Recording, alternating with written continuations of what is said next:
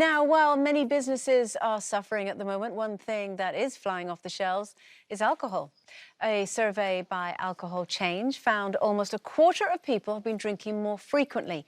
Now, these are testing times. Can you understand people turning to alcohol to take the edge off, Denise?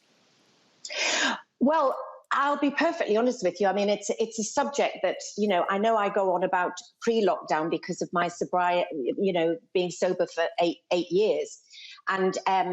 But the thing is, I have found in lockdown, and I'll be perfectly honest, and Lincoln has as well, we had a discussion about it this morning, we have both found this possibly our toughest challenge in 8 years. And believe you me, we've had some challenges. A lot of, you girls know that.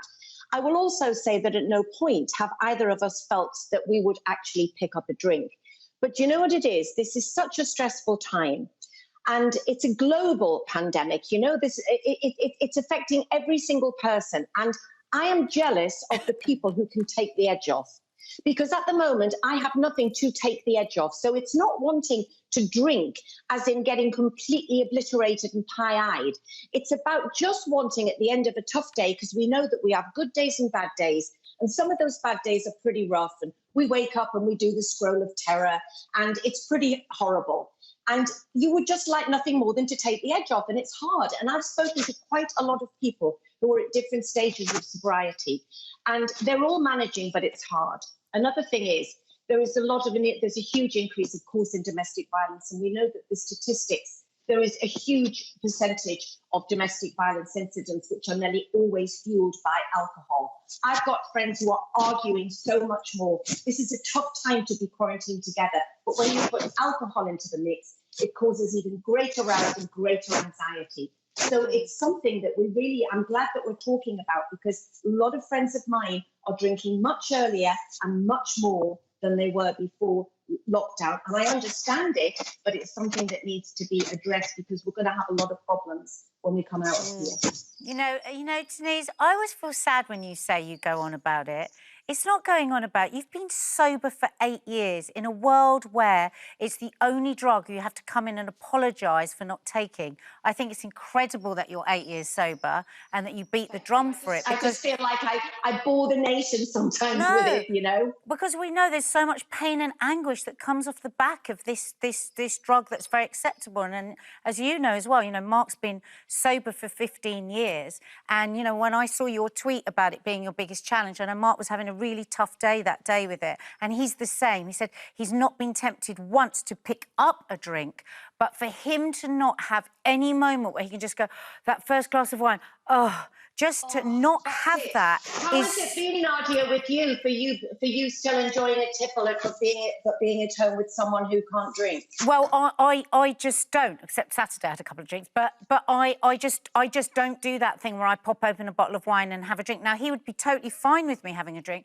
but what is that like if every day we're in lockdown together and at the end of this day where we're worrying about the world and our children and everything, I take a glass of wine and he doesn't. So I'm actually really, really grateful that he's sober, because I can easily be somebody with a massive problem with alcohol, because I used to drink way too much before I had the kids. But I am worried about people. I'm worried about all the people I talk to on social media whose drink is going off the scale. I'm worried about the youngsters who are around their parents that are getting drunk every night. And I worry about some of my friends that weren't drinkers that are escalating their drinking every time. Yeah. So I think that this is a real situation, and I really, really worry that when we come out the other side of this, that there's going to be another big mess. Because there's a difference between having a glass or having a drink and doing it every single night, But Brenda, and of course we think that it stops anxiety, but it actually creates a much more intense anxiety. Yeah. But I mean, obviously, it's really wonderful to get both of your perspectives from people who are either living with someone with a problem or experience problems for yourself. But Brenda, obviously you joke all the time about you like a glass of wine, you like your G&T, you've got your gin shared, as you call it. Your drinking is what I would put in a bracket of socially acceptable drinking. Yeah, I've not started drinking more, I don't think, since we've been in lockdown. I used to drink more outside because I had friends that I've got a really good friend who owns a lovely bar, and so I would go there and I'd work there, I'd sing there, and I'd have a drink. And so now I'm buying probably an extra couple of bottles of wine and keeping it in the house, but I don't finish that all in the whole night. Yeah. So do you think numbers-wise it's the same or It's less the same. as It's before? pretty much the same. Yeah. There might be a difference in the fact of maybe it's 12 o'clock at lunchtime, and if I was out having, you know, a light lunch, I might have a little glass of wine. So I might pop that glass of wine at 12 o'clock at my house. But I'm in my house, it's my rules, and I do what I want. And if I want to have like a drink... Saturday, I had a couple of drinks. It was Saturday, and Yeah. that's fine. I think, like you say, if you go out for lunch, why wouldn't you? It's a nice sunny... I think a lot of the problem was, when we first went into lockdown, it was Easter, and the sun was out, and everyone would have been on holiday, so they like drinking like they were on holiday, and it sort of carried through a bit. And I think if it feels like it's becoming a problem or... And you're getting anxiety. Yes, and as Denise said, people drink to take the edge off and think it will help, but actually it can cause anxiety. If you're at home, if you're affected by anything that we have just spoken about, head on to our website. You will find lots of information on there, and we've got helplines available as well.